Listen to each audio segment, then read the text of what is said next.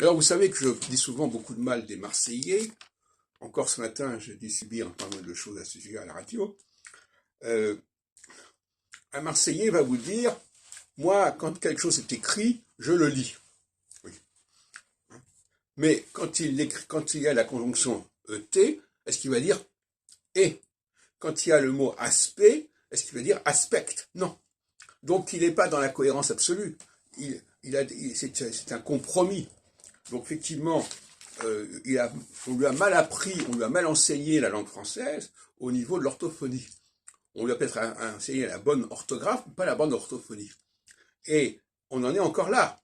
C'est-à-dire qu'ils n'ont pas la bonne conception de l'orthophonie française. Euh, Ce n'est rien d'étonnant, puisque l'enseignement de la lecture en français est catastrophique. Il ne correspond absolument pas à l'oralité, ou il correspond à moitié à l'oralité. Enfin, je veux dire, je disais l'autre jour, il faut des cours de langue française parlée, LFP, hein, et pas uniquement des cours de langue française écrite.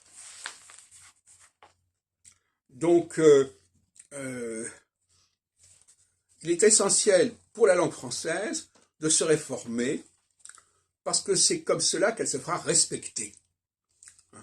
C'est comme cela qu'elle se distinguera d'autres langues dégénérées, corrompues, altérées, etc. C'est dommage qu'elle n'accepte pas cette idée. Le français a les moyens de se restructurer, de se repenser correctement, parce qu'il n'a pas été trop dégradé, alors que pour d'autres langues, c'est absolument chose impossible. Je pense même aux langues latines, etc.